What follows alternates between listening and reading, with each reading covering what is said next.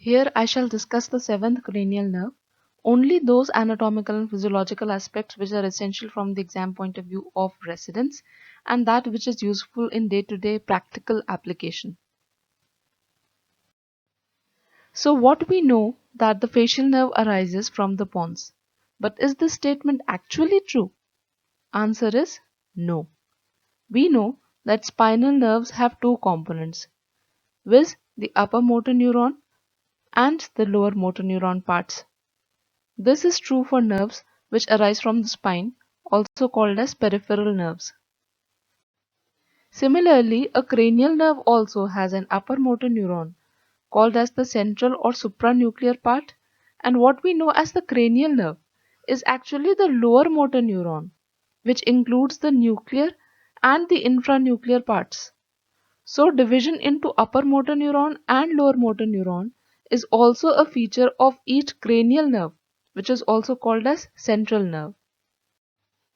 Now coming on to the clinical anatomy of the facial nerve itself. This arises from the cortex and reaches up to the nucleus located in the pons of the opposite side. I am here restricting myself to describing the motor part only, which is more relevant clinically, practically. It enters through the internal acoustic meatus, traverses the facial canal in the temporal bone, and then finally exits the skull through the stylomastoid foramen, whereafter it gives rise to the three nerves. And then within the parotid gland, it splits into five parts to supply the muscles of the face and neck. These five parts are temporal, zygomatic, buccal, marginal mandibular, and the cervical branch, which is to the platysma. And we know that platysma tenses the skin of the anterior neck. So this is the extracranial part. Now to understand the function, you must first know that the facial nerve nucleus in the pons has been conceptually divided into upper and lower parts. And depending on its innervation, the face is also imaginarily divided into upper and lower parts through a line passing below the forehead. Now the upper motor neuron of each side supplies the upper half of the ipsilateral seventh nerve nucleus and also both the upper and the lower halves of the contralateral seventh nerve nucleus in the pons. Now whatever nerves arise from the facial nerve nucleus in the pons together constitute the actual facial nerve or the lower motor neuron part of it. In this way, each facial nerve nucleus in the pons sends a supply from its upper half to the upper face and from its lower half to the lower face. Now suppose there is a UMN lesion on the right side. You will see all supply from the right side, which is depicted in blue, shall be cut off like this. So now what all parts of the face are being supplied? You will see that both sides of the upper face and the lower face on the same side continues getting supplied. That is, the lower half of the face is paralyzed on the left side, or in other words, in UMN lesion of the right side, the left lower half of the face is paralyzed. That is, there is contralateral lower half face paralysis. Now suppose there is a lower motor neuron lesion on the left side. Just to remind here again, whatever arises from the cranial nerve nucleus in the pons is called as facial nerve. So in lower motor neuron lesion on the left side, you will see what all nerve supply will, you will see these three nerve supplies are being severed.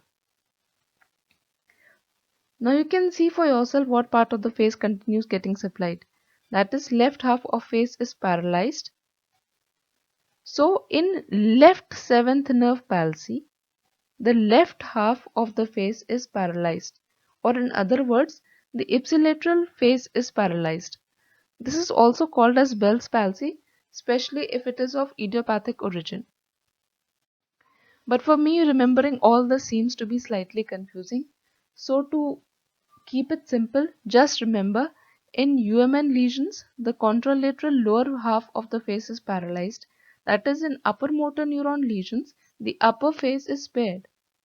And in In lower motor neuron lesions or the actual seventh nerve lesion, the ipsilateral half of face of both the upper and the lower side is involved. Now, if we address a question which is very commonly asked in the exam, cranial nerves 1, 2, and 8 are pure sensory, cranial nerves 3, 4, 6, and 12 are pure motor, and the remaining cranial nerves are mixed in nature.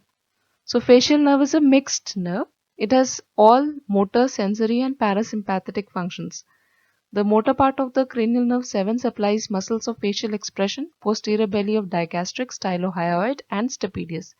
The sensory part supplies a small area around the concha of the external ear and carries the taste sensations from anterior two-thirds of tongue, and this is actually referred to as special sensory part of the cranial nerve. The parasympathetic part of the facial nerve stimulates secretions of the submandibular and sublingual glands, nasal, palatine, and pharyngeal glands, and also tear secretions from the lacrimal glands. But in clinical examination, we mostly concentrate on examination of the motor aspect.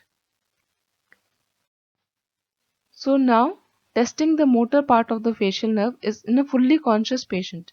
You can look for wrinkling of the forehead when you ask the patient to raise the eyebrows to test the frontalis muscle.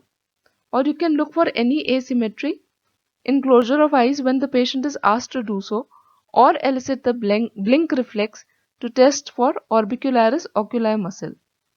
So these are the tests of the upper face musculature. You will observe that the nasolabial folds are flattened on the paralyzed side. You will also notice that there is deviation of angle of mouth to the normal side because of the contraction of the muscles on the normal side and drooling of saliva whenever the patient is asked to smile or to show teeth. Also, if the patient is asked to puff the cheeks, he will be unable to do so. So actually, this is the testing the functions of buccinator, orbicularis oris, depressor labii, inferioris, and depressor anguli oris, all of which are being supplied by the facial nerve. So by these two mechanisms, you shall be able to test for the lower face. Now, actually, we can make out at what exact site during its course is the facial nerve injured, but that is more relevant for anatomists and ENT specialists, and I, being a pediatrician, have not covered over here, and it is not expected also from pediatric residents. Now, in a patient with altered sensorium, you can elicit any asymmetry in forehead wrinkling by giving supraorbital pressure or when the child is crying. You can observe flattened nasolabial folds on the affected side and can also see deviation of the angle of mouth and drooling of saliva when and if the child is crying or by giving supraorbital pressure. So, these are the three main tests you would do in a child with altered sensorium. Now, you can also test for other components of the facial nerve. For example, the sensory part, you can test if there is an injury to the nerve to stapedius, there will be ipsilateral hyperacusis, which is increased sensitivity to sound. If there is injury to chorda tympani, then there will be decreased salivation and loss of taste sensations on the ipsilateral anterior two-thirds of the tongue. And you can check for the parasympathetic functions if there is an injury to the greater petrosal nerve by eliciting it. You will not be able to elicit, but by close observation you will be able to see that there will be reduced lacrimal fluid production or tear production on the ipsilateral side. I guess I've been able to make it simpler. Thank you for watching and please do share the knowledge.